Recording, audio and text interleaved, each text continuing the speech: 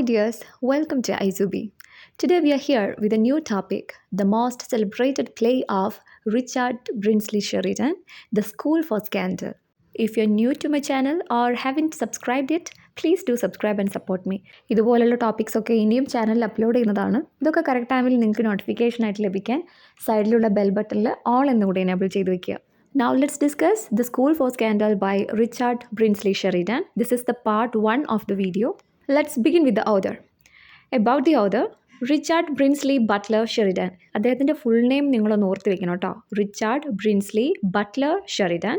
He is an Anglo Irish satirist, politician, playwright, poet and statesman. Listen, ഇവിടെ Anglo Irish എന്നുള്ള ആ ഒരു പ്രയോഗം ശ്രദ്ധിക്കണം. ഒരിക്കലും അദ്ദേഹത്തെ ഐറിഷ് പ്ലേ റൈറ്റ് എന്ന് മാത്രം പറയാൻ പറ്റില്ല. ഇത് you can say Irish born playwright എന്ന് പറയാം. അയർലൻഡിൽ ജനിച്ചു, പക്ഷേ ഏതാനും വർഷങ്ങൾക്ക് ശേഷം അവരുടെ ഫാമിലി പെർമനൻ്റ്ലി ഇംഗ്ലണ്ടിലേക്ക് താമസം മാറിയിട്ടുണ്ട്. അതുകൊണ്ടാണ് ഇവിടെ ആംഗ്ലോ ഐറിഷ് എന്നുള്ള പേര് വന്നിരിക്കുന്നത്. അത് ഒന്ന് ശ്രദ്ധിക്കണം. So he's an Anglo Irish satirist, politician, playwright, poet and statesman. Okay, ഇവിടെ പ്ലേ റൈറ്റ് എന്നുള്ള ആ ഒരു മേഖലയിലാണ് ലിറ്ററേച്ചറിൽ അദ്ദേഹം കൂടുതൽ തിളങ്ങി നിൽക്കുന്നത്. And he was also a politician and satirist. He was the long term owner of the London theatre royal, Drury Lane. ഇതൊരു ഇമ്പോർട്ടൻറ്റ് പോയിന്റ് ആണ്. ലണ്ടൻ തിയേറ്റർ റോയൽ, ഡ്രൂറി ലെയിനിലെ ലണ്ടൻ തിയേറ്റർ റോയലിൻ്റെ ഓണറായിരുന്നു RB ഷെറിഡൻ. ഇത് കഴിഞ്ഞ HSAക്ക് വന്ന ചോദ്യം കൂടിയാണ്. കാരണം ഈ തിയേറ്ററിൽ വെച്ചിട്ട് തന്നെയാണ് ദ സ്കൂൾ ഫോർ സ്കാൻഡൽ എന്നുള്ള ആ ഒരു പ്ലേ ആദ്യമായിട്ട് പ്രീമിയർ ചെയ്തത്. അപ്പോൾ അത് കഴിഞ്ഞ തവണത്തെ ചോദ്യമാണ്, അത് ശ്രദ്ധിക്കുക. London theatre royal in Drury Lane. He served as treasurer of the Navy. His plays regularly performed around the world. വളരെ ഫേമസ് ആയിരുന്നു. അദ്ദേഹത്തിൻ്റെ ഓരോ പ്ലേസും വളരെ ഫേമസ് ആയിരുന്നു. അതുകൊണ്ട് തന്നെ റെഗുലർലി ഇത് ലോകമെമ്പാടുമുള്ള തിയേറ്റേഴ്സിൽ പ്ലേ ചെയ്തിരുന്നു അന്നത്തെ കാലത്ത്.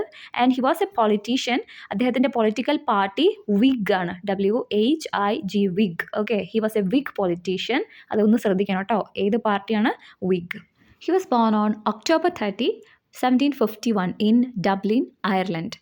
ഞാൻ പറഞ്ഞല്ലോ, ഐറിഷ് ബോൺ എന്ന് നമുക്ക് പറയാം. അയാൾ ജനിച്ചത് ഡബ്ലിനിലാണ്, അയർലൻഡിലാണ്, October 30, 1751.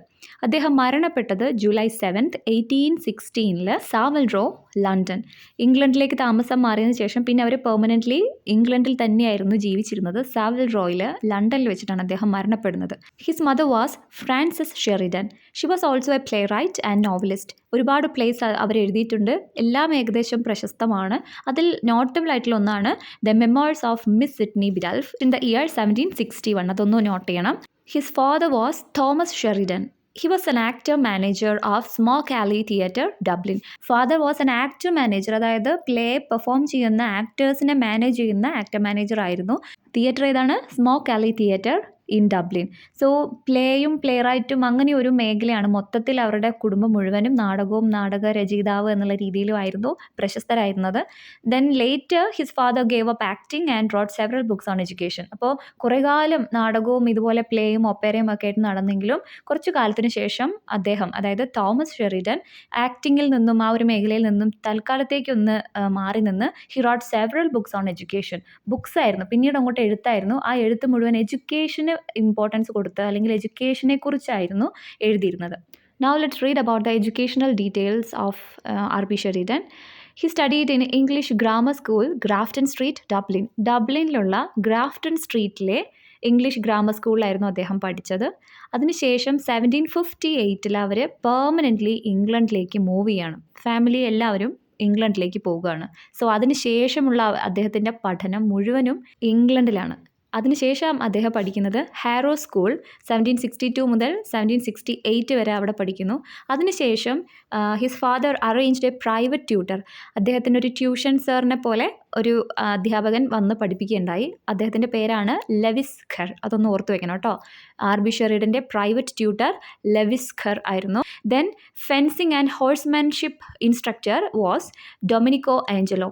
ഈ ഒരു പേര് നിങ്ങൾ നോട്ട് ചെയ്ത് വെക്കണം. അദ്ദേഹത്തിൻ്റെ ഫെൻസിങ്, അതായത് നിങ്ങൾ കണ്ടിട്ടുണ്ടല്ലോ ഈ വാളൊക്കെ പിടിച്ചിട്ട് ഇങ്ങനെ ഒരു ഫൈറ്റ് ചെയ്യുന്നത്, അതുപോലെ ഹോഴ്സ്മാൻഷിപ്പ്, ഇത് രണ്ടും, അതായത് അഡ്വഞ്ചറസ് ആയിട്ടുള്ള ചില കാര്യങ്ങളിലൊക്കെ ഒരു പ്രത്യേക താല്പര്യമുള്ള ആളായിരുന്നു റിച്ചാർഡ് ഷെറിഡൻ. സോ അദ്ദേഹത്തിൻ്റെ ഈ 2 കാര്യങ്ങളിലുള്ള മാസ്റ്റർ എന്ന് പറയുന്നത് ഡൊമിനിക്കോ ഏഞ്ചലോ ആയിരുന്നു.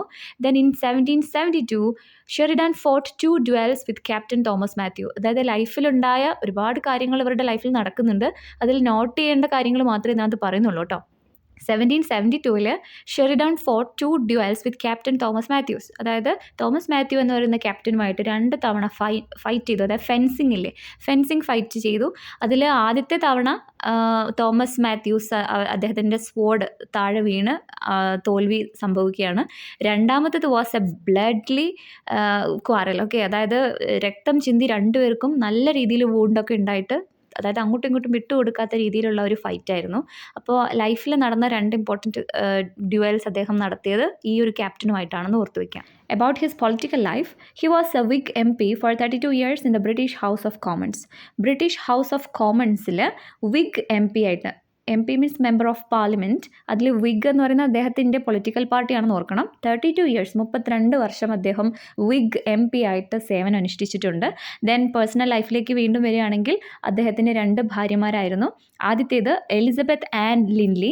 എലിസബത്തുമായിട്ടുള്ള ഒരു കാരണത്താലാണ് നേരത്തെ പറഞ്ഞ ക്യാപ്റ്റൻ തോമസ് മാത്യുവുമായിട്ട് ഒരു ഫൈറ്റ് RB ഷെറിഡാൻ നടത്തിയിട്ടുള്ളത്. കാരണം എലിസബത്തിൻ്റെ ഫാദർ അല്ലെങ്കിൽ ആ ഒരു കുടുംബം എന്ന് പറയുന്നത് ഒരു പ്ലേ റൈറ്റ് കുടുംബമാണ്. അപ്പോൾ അതുമായിട്ട് ബന്ധപ്പെട്ട ഒരു നെഗറ്റീവ് കമൻറ്റ് പത്രത്തിലോ മറ്റോ ക്യാപ്റ്റൻ മാത്യൂസ് എഴുതുന്നത് കണ്ട് അതിൻ്റെ പേരിലാണ് ആ ഒരു ഫെൻസിങ് ഫൈറ്റ് നടന്നത് സത്യത്തിൽ. ദെൻ എലിസബത്ത് ആൻഡ് ലിൻലി മരണപ്പെടുകയാണ്. അതിനുശേഷം ഷെറിഡാൻ വിവാഹം ചെയ്തതാണ് Esther Jane Ogle. Sheridan was an orator. Of course we know, politicians എന്ന് പറഞ്ഞു കഴിഞ്ഞാൽ അവർക്ക് അസാധ്യ കഴിവായിരിക്കും പ്രസംഗിക്കാൻ. അതിന് അദ്ദേഹത്തെ ഇൻഫ്ലുവൻസ് ചെയ്തിട്ടുള്ള 2 വ്യക്തികളുണ്ട്. He was influenced by the masterly orators Cicero and Demosthenes. ഈ 2 പേരുടെ ഒറേറ്റേഴ്സ്, അവർ 2 പേരും നല്ല ഒറേറ്റേഴ്സാണ്. അവരുടെ ഒറേഷൻ കേട്ടതിന് ശേഷമാണ് ആ ഒരു ഇൻഫ്ലുവൻസ് അദ്ദേഹത്തിന് കിട്ടുന്നത്. And also he was a womaniser. അത് ആരും പുറത്ത് പറയാത്ത അല്ലെങ്കിൽ അങ്ങനെ ചർച്ച ചെയ്യപ്പെടാത്ത, എന്നാൽ ക്രിട്ടിക്സ് ഒരുപാട് സ്ഥലത്ത് പരാമർശിക്കപ്പെട്ടിട്ടുള്ള ഒരു ഫാക്റ്റാണ്. He was a womaniser. അദ്ദേഹത്തിന് ഒരുപാട് സ്ത്രീകളുമായിട്ട് റിലേഷൻ ഉണ്ടായിരുന്നു. അതിൽപ്പെട്ട ഒരു റിലേഷൻഷിപ്പ് പെട്ട ഒരു സ്ത്രീക്കാണ് ഈ ദ സ്കൂൾ ഫോർ സ്കാൻഡൽ എന്ന് പറയുന്ന ഈ പ്ലേ അദ്ദേഹം ഡെഡിക്കേറ്റ് ചെയ്തിട്ടുള്ളത്. അത് വരുന്ന പോയിന്റ്സിൽ പറയുന്നുണ്ട് കേട്ടോ. Now let's check some of the important works of RB Sheridan. The Rivals is the first play. The Rivals എന്നാണ് first play. It is premiered in 1775. 1775 ആദ്യമായിട്ട് ഈ വർക്ക് പ്രീമിയർ ചെയ്തത്. പ്രീമിയർ ചെയ്യുക മീൻസ് സ്റ്റേജിൽ അവതരിപ്പിക്കുക എന്നതാണ് കേട്ടോ ഉദ്ദേശിക്കുന്നത്. Then the second one is the Duenna. It was an opera. The ഡ്യൂവെന്നയാണ് അദ്ദേഹത്തിൻ്റെ 2ാമത്തെ work. Then the third and the most famous one is the school for scandal. It is premiered in 1777. ഒരു fancy നമ്പറാണ് അല്ലേ, 1777. 1777 ഇതാദ്യമായിട്ട് premier ചെയ്യുന്നത്, എഴുതുന്നതും premier ചെയ്യുന്നതും. Publish ചെയ്യുന്നത് വേറൊരു വർഷമാണ്, അത് പിന്നീട് പറയുന്നുണ്ട് കേട്ടോ. Next is the critic in 1779. Actually, it was an updating of the satirical restoration play, The Rehearsal. Restoration കാലത്തുള്ള ഒരു പ്ലേ ആണ് ദ റിഹേഴ്സൽ. അതിൻ്റെ അപ്ഡേറ്റഡ് വേർഷൻ ആണ് ദ ക്രിട്ടിക് എന്ന് പറയുന്ന ഈ ഒരു play. Then the next one is the camp, Saint Patrick's Day, a trip to Scarborough, the glorious 1st of June, Pizarro. Pizarro is a patriotic melodrama. Okay. Then Cleo's Protest. It is premiered in 1771 and it is published in the year 1819. And also some selected poems. അദ്ദേഹം പോവംസ് എഴുതിയിട്ടുണ്ട്. പക്ഷേ ഏറ്റവും കൂടുതൽ celebrate ചെയ്യപ്പെട്ടതും അതുപോലെ അദ്ദേഹത്തെ ഒരു literary figure ആക്കി മാറ്റിയതും അദ്ദേഹത്തിൻ്റെ പ്ലേസ് ആണ്. അതുകൊണ്ടാണ് ഒരു പ്ലേ റൈറ്റ് എന്നുള്ള രീതിയിലാണ് ഏറ്റവും കൂടുതലായിട്ട് RB ഷെറിഡൻ അറിയപ്പെടുന്നത്. ഇനി അദ്ദേഹത്തിൻ്റെ അവസാന നാളുകളിലേക്ക് വരികയാണെങ്കിൽ ഹി ഡൈഡ് ഇൻ പോവർട്ടി. ദാരിദ്ര്യത്തിലായിരുന്നു അദ്ദേഹത്തിൻ്റെ മരണം. അപ്പോൾ നിങ്ങൾ ചിന്തിക്കുന്നുണ്ടാവും, ഇത്രയേറെ ഫേമസ് ആയ ഒരു വ്യക്തി, ഇത്രയേറെ സെലിബ്രേറ്റ് ചെയ്യപ്പെട്ട പ്ലേസൊക്കെ നാടകങ്ങളൊക്കെ അവതരിപ്പിച്ചാൽ ഒരുപാട് പൈസ ഉണ്ടാവില്ലേ, then how come he die in poverty എന്ന് ചിന്തിക്കും. മക്കളെ, അദ്ദേഹം വളരെ ഒരു ഗാംബ്ലിംഗ് അഡിക്റ്റ് ആയിരുന്നു. And he drank heavily. വളരെ മദ്യപാനിയായിരുന്നു. അതുപോലെ ഗാംബ്ലിംഗ്, കിട്ടുന്ന പൈസയ്ക്ക് ഇങ്ങനെ കുറേ ഗാംബ്ലിങ്ങിലൂടെയൊക്കെ പൈസ ചെലവഴിച്ച് അദ്ദേഹത്തിന് ഒരുപാട് നഷ്ടം സംഭവിച്ചാൽ അവസാനം ഒരു ദരിദ്രനായിട്ടാണ് അദ്ദേഹം മരണപ്പെടുന്നത്. He was buried in the poets corner of Westminster Abbey. നിങ്ങൾക്കറിയാലോ, ഒരുപാട് ഫേമസ് ആയിട്ടുള്ള പോയറ്റ്സിനെയൊക്കെ ബറി ചെയ്തിട്ടുള്ളത്, അടക്കിയിട്ടുള്ളത് ഈ പോയറ്റ്സ് കോർണറിലാണ്. ഷെറിഡാനും അവിടെ തന്നെയാണ്. അന്ത്യവിശ്രമം കൊള്ളുന്നത്. In 1825 Thomas Moore published a sympathetic 2-volume biography memoirs of the life of Richard Brinsley Sheridan. അത് നോട്ട് ചെയ്യണം, memoirs of the life of Richard Brinsley Sheridan. ഇത് 2-volume ആയിട്ടുള്ള ഒരു ബയോഗ്രഫിയാണ്. അത് എഴുതിയിട്ടുള്ളത് തോമസ് മൂറാണ്. ദെൻ അത് പബ്ലിഷ് ചെയ്യുന്നത് 1825 ഓർക്കണം. ദെൻ അദ്ദേഹത്തിന് 2 ചിൽഡ്രൻ ഉണ്ട്. ഷെറിഡാന് 2 കുട്ടികളുണ്ട്. തോമസ് ഷെറിഡൻ അത് ആദ്യത്തെ വരിയിലാണ്. രണ്ടാമത്തെ ഭാര്യയിൽ Charles Brinsley Sheridan. Thomas and Charles 2 ഭാര്യമാരിലായിട്ട് 2 കുട്ടികൾ. Okay, now let's come to the main point, the school for scandal. അതിനെക്കുറിച്ചുള്ള ബേസിക് ഡീറ്റെയിൽസ് നമുക്ക് നോക്കാം. The school for scandal is a play written by R.B. Sheridan and it is a comedy of manners. ഏത് genre ആണെന്ന് ചോദിച്ചാൽ it is a comedy of manners. അതിന് മറ്റൊരു പേരിൽ അറിയപ്പെടുന്നുണ്ട് ആൻറ്റി സെൻറ്റിമെൻ്റൽ കോമഡി. അതായത് കോമഡി ഓഫ് മാനേഴ്സ് എന്ന് പറഞ്ഞാൽ അതിൻ്റെ മറ്റൊരു പേരാണ് ആൻറ്റി സെൻറ്റിമെൻ്റൽ കോമഡി. 2 പോയിൻറ്റ്സും ഇമ്പോർട്ടൻ്റ് ആണ്, ഓർത്ത് വയ്ക്കണം. ഒറിജിനൽ ലാംഗ്വേജ് എഴുതിയിരിക്കുന്നത്, ഒറിജിനൽ ലാംഗ്വേജ് ഏതാണ് പ്ലേയുടെ? ഇംഗ്ലീഷാണ്. First performed in London at Drury Lane Theatre on 8th May 1777. ഞാൻ പറഞ്ഞു ഒരു ഫാൻസി നമ്പറാണ് വർഷം, ഓർക്കാൻ എളുപ്പമുണ്ടല്ലേ, 1777. മെയ് 8-ാം തീയതി. ഏത് തിയേറ്ററാണ്? ലണ്ടനിലെ ഡ്രൂറി ലൈൻ തിയേറ്റർ അല്ലെങ്കിൽ തിയേറ്റർ റോയൽ. അദ്ദേഹത്തിൻ്റെ ഓണർഷിപ്പിൽ ഉണ്ടായിരുന്ന തിയേറ്ററിന് നേരത്തെ നമ്മൾ പഠിച്ചില്ലേ ആ പോയിന്റ്, അതാണ്. ഇത് കഴിഞ്ഞ വർഷത്തെ HSAക്ക് ചോദിച്ചതാണ്, അപ്പോൾ ഇത് ഇമ്പോർട്ടൻ്റ് ആണ്, ശ്രദ്ധിക്കണം. It is a realistic and satirical comedy of restoration period. 1660 to 1710 വരെ ഉള്ള കാലഘട്ടത്തിൽ എഴുതപ്പെടുന്ന കുറേ വർക്ക്സിൻ്റെ ഒരു സ്പെഷ്യാലിറ്റിയിൽ വരുന്ന realistic and satirical comedy of restoration period എന്ന് പറയുന്നുണ്ട്. അതൊരു ഫീച്ചറാണ്. It has a prologue. ഈ ഒരു പ്ലേക്ക് ഒരു പ്രൊലോഗ് ഉണ്ട്. ആദ്യം ഒരു പ്രൊലോഗ് ഉണ്ട്. അത് എഴുതിയിട്ടുള്ളത് ഡേവിഡ് ഗാരിക് ആണ്. David Garrick, he's an actor. Okay, David Garrick ആണ് പ്രൊലോഗ് എഴുതിയിട്ടുള്ളത്. ഈ പ്രൊലോഗ് പറയുന്നത്, എഴുതിയത് ഡേവിഡ് ഗാരിക് ആണ്. അത് സ്റ്റേജിൽ അവതരിപ്പിക്കുന്നത്, ആ പ്രൊലോഗ് പറയുന്നത് പീറ്റർ ടീസിൽ എന്ന് പറയുന്ന ഒരു കഥാപാത്രമാണ്, സർ പീറ്റർ ടീസിൽ. ഈ പ്ലേക്ക് ഒരു എപ്പിലോഗ് കൂടിയുണ്ട്. എപ്പിലോഗ് മീൻസ് ഡ്രാമയുടെ അല്ലെങ്കിൽ പ്ലേയുടെ അവസാനമുള്ള സംഭവമാണ് എപ്പിലോഗ്. ഈ എപ്പിലോഗ് എഴുതിയിട്ടുള്ളത് മിസ്റ്റർ കോൾമാൻ ആണ്. Mister Coleman.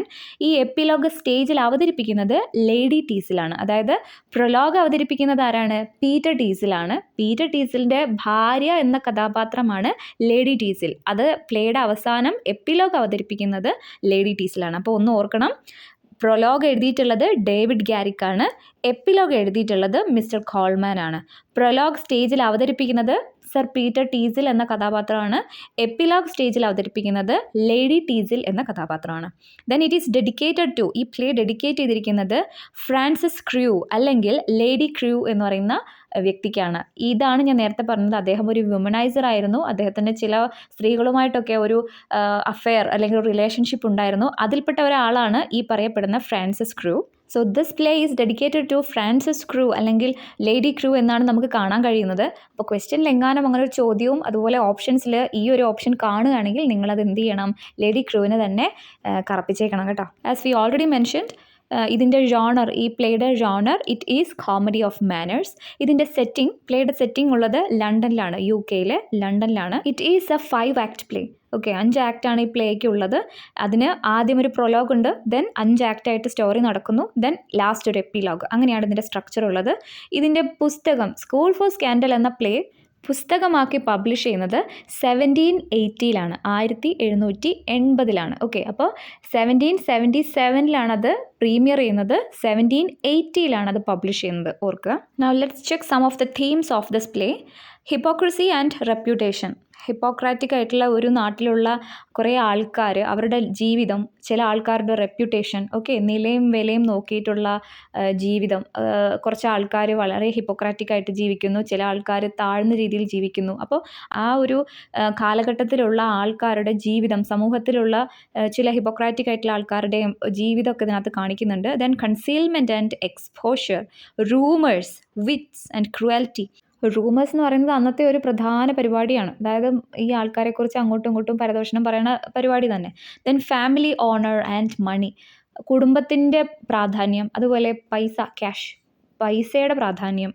Then pride, gossip, marriage, gender, family, physical appearance മറ്റൊരു പ്രധാനപ്പെട്ട കാര്യമാണ്. അതായത് അന്നത്തെ നിങ്ങൾക്ക് കഴിഞ്ഞ കുറേ വർഷങ്ങൾക്ക് മുമ്പുള്ള വിക്ടോറിയൻ ഇറ പോലത്തെ കാലഘട്ടത്തിലുള്ള ലേഡീസിൻ്റെയൊക്കെ ഡ്രസ്സ് ആൻഡ് അപ്പിയറൻസ് നിങ്ങൾക്ക് കണ്ടിട്ടുണ്ടല്ലോ.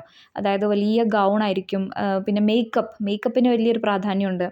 Okay, next comes the important session ക്യാരക്ടേഴ്സിനെ കുറിച്ച് പറയുമ്പോൾ അതിൻ്റെ ചെറിയൊരു ഡിസ്ക്രിപ്ഷനോട് കൂടിയിട്ടാണ് ഞാൻ പറയാം. First character sir Peter Teazle ആണ് ഈ പ്ലേയുടെ പ്രൊലോഗ് അവതരിപ്പിക്കുന്നത് കേട്ടോ.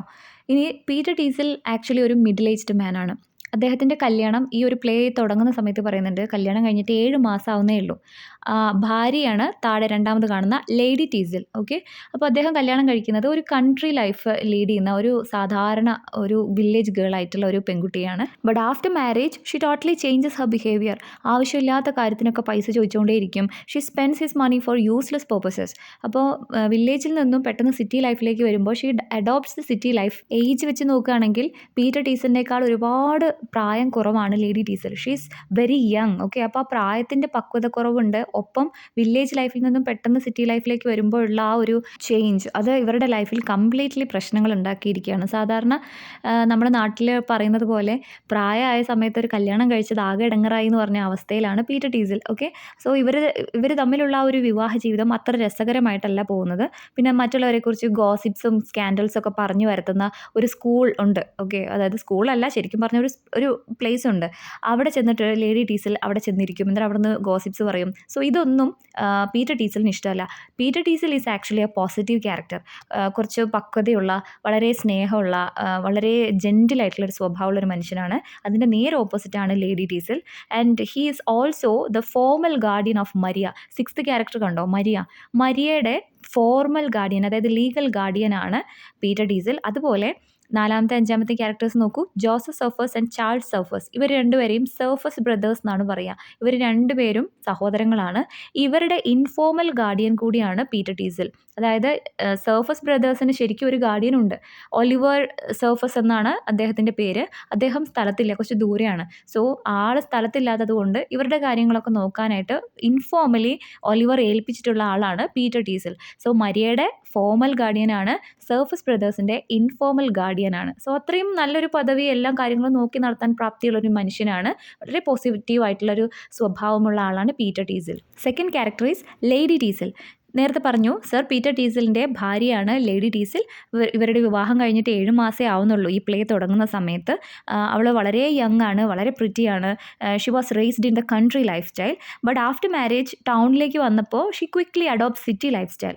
ഓക്കെ, അവരുടെ ആ ഒരു വേ ഓഫ് ലൈഫൊക്കെ മാറുകയാണ്. സോ പെട്ടെന്നുള്ള ആ ഒരു ഭ്രമത്തിൽ ഹസ്ബൻഡുമായിട്ട് എപ്പോഴും പൈസ ചോദിച്ചുകൊണ്ടിരിക്കും. കാരണം ഞാൻ പറഞ്ഞല്ലോ, നേരത്തെയുള്ള ഒരു സ്കൂൾ ഫോർ സ്കാൻഡൽ എന്ന് പറയുന്ന പോലെ ഒരു സ്കൂളുണ്ട്, ഒരു പ്ലേസ് ഉണ്ട്. അവിടെ ആ സിറ്റിയിലുള്ള കുറേ ഹിപ്പോക്രാറ്റിക് ആയിട്ടുള്ള കുറച്ച് ആൾക്കാരുണ്ട്, ലേഡീസും ജെൻസും ഒക്കെ ഉണ്ട്.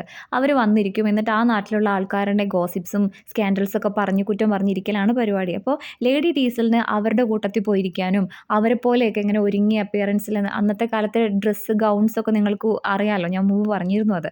അപ്പോൾ അങ്ങനെ ഓർണമെൻറ്റ്സ് ധരിച്ച് മുടി ഹെയർ സ്റ്റൈലൊക്കെ അങ്ങനെ ആക്കി അവരുടെ കൂടെ പോയിരിക്കാനൊക്കെ ലേഡി ടീസലിന് ഇഷ്ടമാണ്. അതിനൊക്കെ പൈസ ഇങ്ങനെ ചോദിച്ചുകൊണ്ടിരിക്കും. അപ്പോൾ അനാവശ്യമായിട്ട് ഇതിനൊക്കെ പൈസ ചിലവാക്കുന്നത് കാണുന്ന സമയത്ത് പീറ്റർ ടീസൽ അതിനെ എതിർക്കും. സോ ഇവരെപ്പോഴും അങ്ങോട്ടും ഇങ്ങോട്ടും ആർഗ്യൂ ചെയ്തുകൊണ്ടിരിക്കുകയാണ്. അപ്പോൾ ഹസ്ബൻഡുമായിട്ട് എപ്പോഴും കച്ചറ ഉണ്ടാക്കുന്ന ഒരു ടൈപ്പ് ഓഫ് സ്വഭാവമാണ് ലേഡി ടീസലിന്. മറ്റൊരു കാര്യം, ലേഡി ടീസലിന് ജോസഫ് സർഫസിനോട് ഒരു പ്രത്യേക ഇഷ്ടമുണ്ട്, ആ കൈൻഡ് ഓഫ് ലവറിനെ പോലെയുള്ളൊരു ഇഷ്ടം.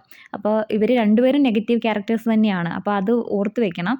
ആരാണ്, ചാൾസിനെ അല്ല, ജോസഫ് സർഫസിനെയാണ് ഇഷ്ടം. അത് ഓർത്ത് വെക്കണം കേട്ടോ. Third character is sir Oliver Surface. അതായത് താഴെ പറഞ്ഞിട്ടുള്ള ജോസഫ് സർഫസ്, ചാൾസ് സർഫസ്, ഇവർ രണ്ടുപേരും സഹോദരങ്ങളാണ്. ഇവരുടെ അങ്കിളാണ്, അതായത് റിച്ച് അങ്കിളാണ്, ഒരുപാട് പൈസയുള്ള ഒരു റിച്ച് അങ്കിളാണ് ഒലിവർ സർഫസ്. അതായത് അദ്ദേഹം ഒരുപാട് കാലമായിട്ട് ഈസ്റ്റ് ഇൻഡീസ്. ഓക്കെ, സർഫസ് ബ്രദേഴ്സിൻ്റെ എല്ലാ കാര്യങ്ങളും നോക്കിയിരിക്കുന്നത് ഈ ഒലിവർ അങ്കിളാണ്. ഇവർക്ക് പാരൻസ് ഒന്നുമില്ല. അപ്പോൾ ഇവരുടെ ഫോർമൽ ഗാർഡിയനാണ് ഒലിവർ സർഫസ്. ഈ അങ്കിളിനെ ഇതുവരെ സർഫസ് ബ്രദേഴ്സ് രണ്ടുപേരും കണ്ടിട്ടില്ല. അവരുടെ കാര്യങ്ങളൊക്കെ നോക്കി നടത്തുന്ന, പൈസയൊക്കെ ആവശ്യത്തിന് അയച്ചു കൊടുക്കുകയൊക്കെ ചെയ്യുന്ന ഒരു അങ്കിൾ മാത്രമാണ്. അങ്ങനെ ഒരു അങ്കിൾ ഉണ്ട് എന്നറിയാം, കോണ്ടാക്ട് ചെയ്യാറുണ്ട് കത്തിലൂടെയും കാര്യങ്ങളിലൂടെയൊക്കെ. അന്നത്തെ കാലം അങ്ങനെയാണല്ലോ. അപ്പോൾ ഈസ്റ്റ് ഇൻഡീസിലാണ് അദ്ദേഹം ഒരുപാട് വർഷങ്ങളായിട്ട് ജോലി ചെയ്യുന്നത്. അപ്പോൾ ഇവർക്ക് പാരൻസ് ഒന്നും ഇല്ലാത്ത കാരണം ഈ അങ്കിളാണ് എല്ലാ കാര്യങ്ങളും ചെയ്തു കൊടുക്കുന്ന ഫോർമൽ ഗാർഡിയൻ. നേരിട്ട് എത്താൻ കഴിയാത്തത് കൊണ്ട് തന്നെ പീറ്റർ ടീസൽ എന്ന സുഹൃത്തിനെ ഏൽപ്പിച്ചിരിക്കുകയാണ് ഇവരുടെ കാര്യങ്ങളൊക്കെ നോക്കാനായിട്ട്. ഈ പ്ലേയുടെ ലാസ്റ്റ് ആവുന്ന സമയത്ത് ഒരുപാട് കാലത്തിന് ശേഷം Oliver uncle he comes back to homeland. Okay, he wanted to find out the true character of Surface brothers. ഈ രണ്ട് നെഫ്യൂസിലും ആർക്കാണ് ഏറ്റവും നല്ല ക്യാരക്ടർ, ആർക്കാണ് തൻ്റെ സ്വത്തുക്കളൊക്കെ കൊടുക്കേണ്ടത്. Okay, he took 2 different identities in front of Charles and Joseph. നേരിട്ട് കാണാത്തത് കൊണ്ട് രണ്ട് വ്യത്യസ്ത ക്യാരക്ടറായിട്ടാണ് ഇവരുടെ അടുത്തേക്ക് ചെല്ലുന്നത്. അപ്പോൾ ഇവരെങ്ങനെ ബിഹേവ് ചെയ്യുന്നു അതിനനുസരിച്ചാണ് തൻ്റെ സ്വത്തൊക്കെ കൊടുത്ത് ഇനിയൊരു റിട്ടയർ ലൈഫിലേക്ക് പോകാം എന്ന് കരുതി ലാസ്റ്റ് വരുന്നുണ്ട്. So Oliver is a positive character. പീറ്ററിനെ പോലെ തന്നെ ഒലിവറും ഒരു പോസിറ്റീവ് ക്യാരക്ടറാണ്. Then fourth character is Joseph Surface. ഒലിവറിൻ്റെ നെഫ്യൂവിലെ ഒരാളാണ്. ചാൾസ് സർഫസിൻ്റെ ബ്രദറാണ്. He's a cunning and ambitious character. Okay, ഒരു നെഗറ്റീവാണ്. He wanted to marry Maria. അവളുടെ പണത്തിന് വേണ്ടിയിട്ടാണ്. അവൾക്ക് ഒരുപാട് സ്വത്തുണ്ട്, അവൾക്ക് പാരൻസ് ഇല്ല, മൈനറാണ്, പ്രായമായിട്ടില്ല, പക്വതയായിട്ടില്ല. അതുകൊണ്ടാണ് അവളുടെ എല്ലാ കാര്യങ്ങളും ലീഗലി പീരിറ്റീസിൽ ഡീൽ ചെയ്യുന്നത്. അപ്പം അവളെ കല്യാണം കഴിച്ചാൽ സ്വത്ത് മുഴുവൻ കിട്ടും എന്നുള്ള ഒരു കണ്ണിങ്നെസ്സിലാണ് ജോസഫ് സർഫസ് അവളെ ഇഷ്ടപ്പെടുന്നത്. അതിനായിട്ട് ലേഡി സ്നീർവലുമായി ചേർന്ന് മരിയനെയും ബാക്കിയുള്ള ക്യാരക്ടേഴ്സിനെയൊക്കെ വെച്ച് ഒരു പ്ലോട്ട് പറഞ്ഞുണ്ടാക്കി നടക്കുന്നുണ്ട്. So Joseph is not a good character, he's a negative character and also he has an affair with lady Teazle. നേരത്തെ പറഞ്ഞതുപോലെ ലേഡി ടീസിലുമായിട്ട് ഒരു കൈൻഡ് ഓഫ് അഫെയർ ജോസഫിനുണ്ട്. Next, Charles Surface. ഒലിവറിൻ്റെ രണ്ടാമത്തെ നെഫ്യൂ ആണ് ചാൾസ്, ജോസഫിൻ്റെ ബ്രദർ. അപ്പോൾ രണ്ട് സർഫസ് ബ്രദേഴ്സിലും പുറമേ മാന്യനായിട്ട് വളരെ ഡീസൻ്റായിട്ട് നിൽക്കുന്ന ആളാണ് ജോസഫ്. പക്ഷേ യഥാർത്ഥത്തിൽ ജോസഫിൻ്റെ സ്വഭാവം വളരെ നെഗറ്റീവാണ്. അതേപോലെ ചാൾസിനെ പുറത്തുള്ള ക്യാരക്ടേഴ്സൊക്കെ മനസ്സിലാക്കുന്നത് അയാളുടെ സ്വഭാവമൊക്കെ ഒരു നെഗറ്റീവ് ക്യാരക്ടറായിട്ടാണ്. ഓക്കെ, പക്ഷേ യഥാർത്ഥത്തിൽ ചാൾസ് വളരെ ഒരു നല്ല ചെറുപ്പക്കാരനാണ്. He's good at his heart. Okay, ജോസഫിനെ പോലെ തന്നെ ചാൾസ് സർഫസും മരിയനെ സ്നേഹിക്കുന്നുണ്ട്. ബട്ട് അതൊരു ട്രൂ ലവ് ആണ് കേട്ടോ, ഉള്ളിൻ്റെ ഉള്ളിൽ നിന്നുള്ള ഒരു ലവാണ്. സോ അതുകൊണ്ട് തന്നെ മരിയ ലവ്സ് ഹിം ബാക്ക്. മരിയയ്ക്ക് തിരിച്ച് സ്നേഹമുള്ളതും ജോസഫിനോടല്ല, ചാൾസിനോടാണ്. ജോസഫ് സർഫസും ചാൾസും രണ്ടുപേരും മരിയനെ സ്നേഹിക്കുന്നുണ്ട്. പക്ഷേ ജോസഫ് പണത്തിന് വേണ്ടിയിട്ടാണ്, പക്ഷേ ചാൾസ് മരിയനെ ആത്മാർത്ഥമായിട്ടാണ് സ്നേഹിക്കുന്നത്.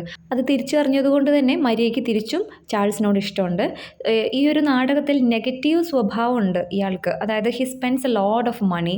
നാടകത്തിൻ്റെ തുടക്കത്തിൽ ഹി ഹാഡ് ഓൾറെഡി സോൾഡ് ഒരുപാട് ആ വീട്ടിലെ സർഫസ് കുടുംബത്തിലെ പല സാധനങ്ങളും പണയം വെച്ചിട്ടുണ്ട്. ഓക്കെ, ഭയങ്കര സ്പെൻഡ്രിഫ്റ്റ് ആണ്. ഫ്രണ്ട്സുമായിട്ട് ഇങ്ങനെ ഡ്രിങ്ക് ചെയ്യാനും അങ്ങനെ അടിച്ചു പൊളിച്ച് നടക്കാനൊക്കെ ആയിട്ട് കുറേ സാധനങ്ങൾ, അതായത് അത് പറയപ്പെടുന്നുണ്ട് books and portraits means family ഫോട്ടോസൊക്കെ ഇല്ലേ, പഴയ പരമ്പരാഗതമായിട്ടുള്ള ഗ്രാൻഡ് ഫാദേഴ്സ് ആൻഡ് അവരുടെ അങ്ങനത്തെ ഫോട്ടോസൊക്കെ ഇയാൾ പണയം വെക്കുന്നുണ്ട്. അതൊക്കെ ഒരു നെഗറ്റീവ് ആയിട്ടുള്ള, അതായത് ഇയാളൊരു സ്പെൻഡ്രിഫ്റ്റ് ആണെന്നുള്ള നെഗറ്റീവ് ക്യാരക്ടർ ആയിട്ടാണ് എല്ലാവരും പറയുന്നത്. പക്ഷേ യഥാർത്ഥത്തിൽ ചാൾസ് വളരെ നല്ലൊരു ചെറുപ്പക്കാരനാണ്.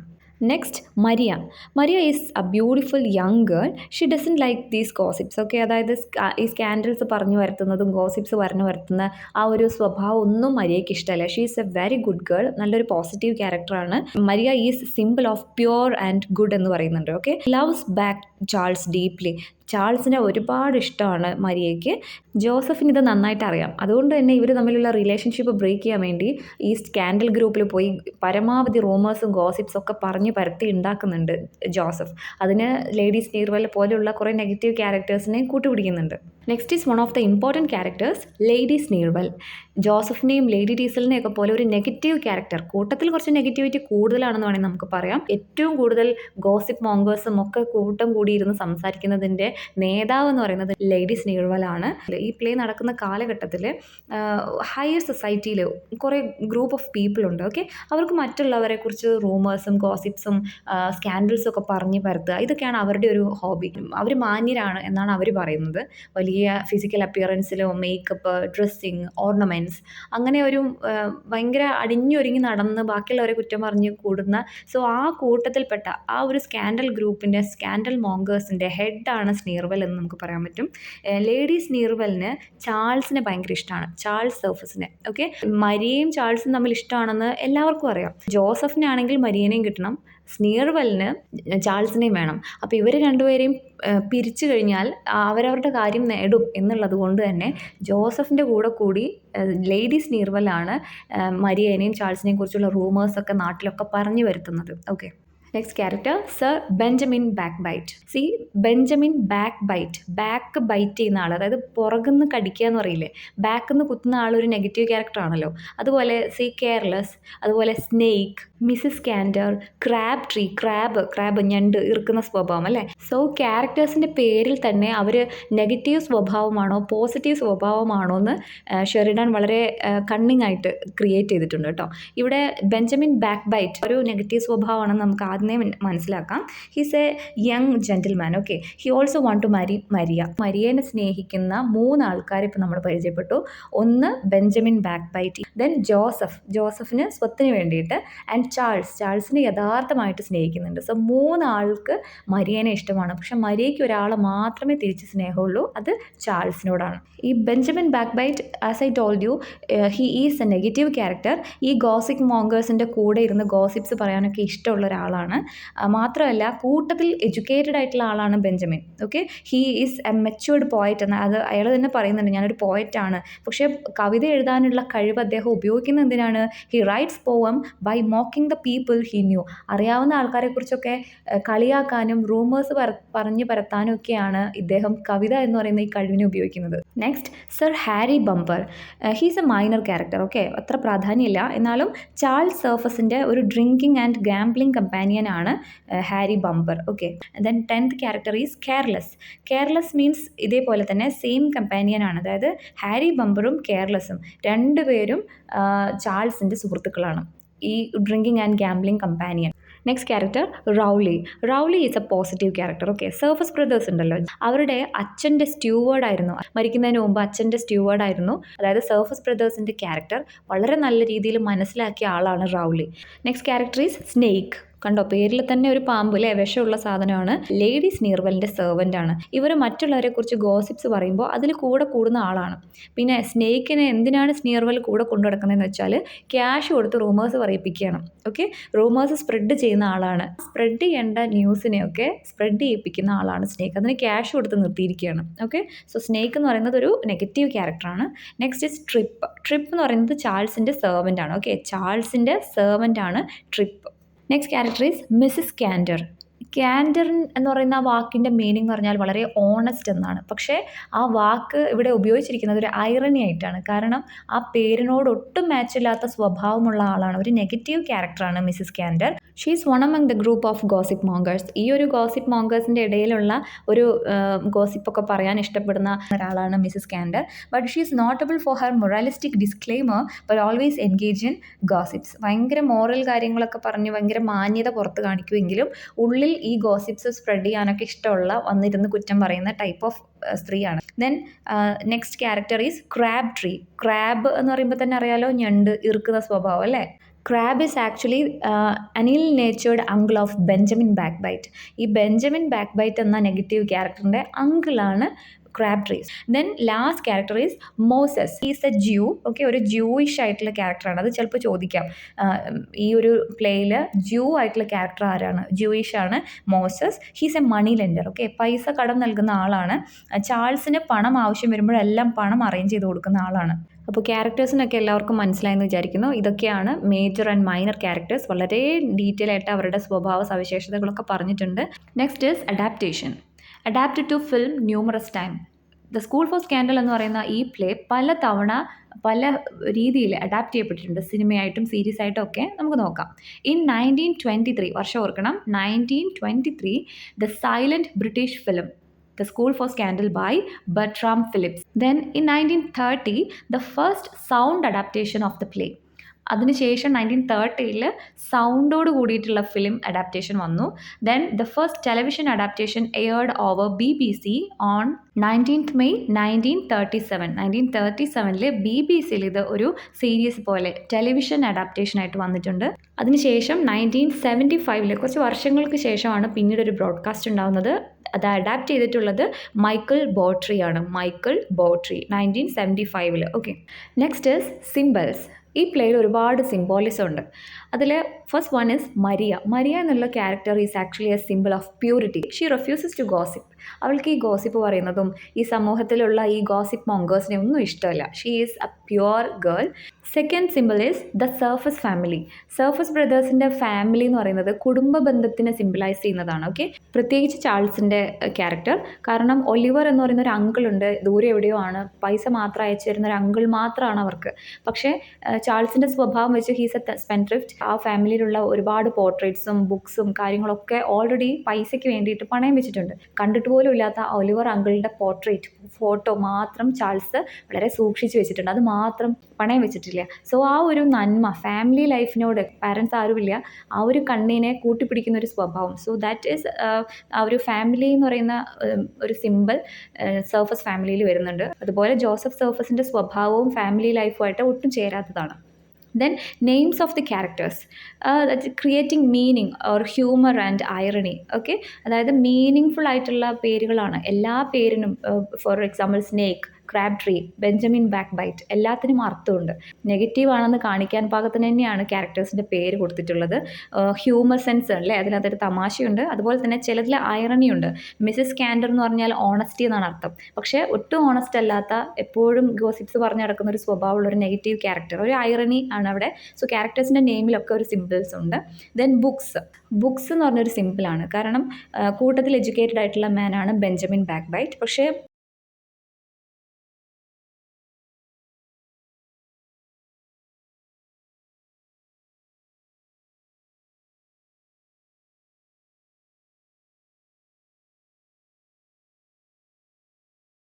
ആ നോളജൊന്നും നല്ല കാര്യങ്ങൾക്ക് വേണ്ടിയിട്ടല്ല ഉപയോഗിക്കുന്നത്. അദ്ദേഹം കവിത എഴുതുന്ന ഒരു പോയറ്റ് ആണെന്ന് പറയുന്നുണ്ട്. പക്ഷേ പോയട്രി മുഴുവനും ബാക്കിയുള്ളവരെക്കുറിച്ചുള്ള ഗോസിപ്സും റൂമേഴ്സും ആയിരിക്കും. ഓക്കെ, ദെൻ ചാൾസ് ഒരുപാട് പുസ്തകങ്ങളും പോർട്രേറ്റ്സും സർഫസ് ഫാമിലിയിൽ നിന്നും പണയം വെച്ച് പൈസ വാങ്ങുന്നുണ്ട്. ഒലിവർ അങ്കിൾ അവസാനം നാട്ടിലേക്ക് തിരിച്ചെത്തുന്ന സമയത്ത് ഏറ്റവും കൂടുതൽ വിഷമിക്കുന്നത് ചാൾസ് അവിടെയുള്ള പുസ്തകങ്ങളൊക്കെ വിറ്റു അല്ലെങ്കിൽ പണയം വെച്ചു, അതൊക്കെ നഷ്ടപ്പെടുത്തി എന്നുള്ളതിലാണ്. അപ്പോൾ എഡ്യൂക്കേഷനും നോളജിനും എത്രത്തോളം പ്രാധാന്യം കൊടുക്കുന്നുണ്ട് എന്നുള്ളത് ഒരു സിമ്പിളാണ്. Next is makeup is a simple of beauty and youth. Okay, അതായത് ഈ ഗോസിപ്പ് പറയാൻ വരുന്ന ഗോസിപ്പ് മോങ്കേഴ്സ്, ആ സ്കൂൾ ഫോർ സ്കാൻഡലുള്ള എല്ലാവരും, even ladies and gents, Lady Teazle, Lady Sneerwell, എല്ലാവരും മേക്കപ്പിന് ഒരുപാട് പ്രാധാന്യം കൊടുക്കുന്നുണ്ട്. ഫിസിക്കൽ അപ്പിയറൻസിന് ഭയങ്കര പ്രാധാന്യം കൊടുക്കുന്നുണ്ട്. അതാണ് അവരുടെ ഐഡൻറ്റിറ്റി എന്നാണ് അവർ കൺസിഡർ ചെയ്യുന്നത്. അതായത് ഡ്രസ്സിങ് ആണെങ്കിലും ഹെയർ ആണെങ്കിലും അവർ തമ്മിലുള്ള ഗോസിപ്പ് സംസാരിക്കുന്നതിൻ്റെ ഇടയിൽ ചില കോൺവെർസേഷനിൽ പറയുന്നുണ്ട് മറ്റ് ആൾക്കാരെക്കുറിച്ച്, അവരുടെ മേക്കപ്പ് നല്ല രീതിയിലല്ല, അവർ ചെയ്തിരിക്കുന്ന മേക്കപ്പ് മോശമാണ്, അവരുടെ ഫേസിലുള്ള മേക്കപ്പ് കഴുത്തിലേക്ക് നെക്കിലേക്ക് ബെൻഡ് ചെയ്തിട്ടില്ല, ബോഡിയിൽ തല തിരിച്ചു വെച്ച പ്രതിമയെ പോലെ വികൃത രൂപമാണ് അവർക്ക് എന്നൊക്കെ പറയുന്നുണ്ട്. സോ മേക്കപ്പിന് അല്ലെങ്കിൽ ആ ഒരു യൂത്ത് എന്ന് പറയുന്ന ആ ഒരു സംഭവം അതിന് ഭയങ്കര പ്രാധാന്യമാണ്. Through the simple of makeup some conversations form. The play combines many of the play's themes such as gender, age and social status. Now symbols all are over.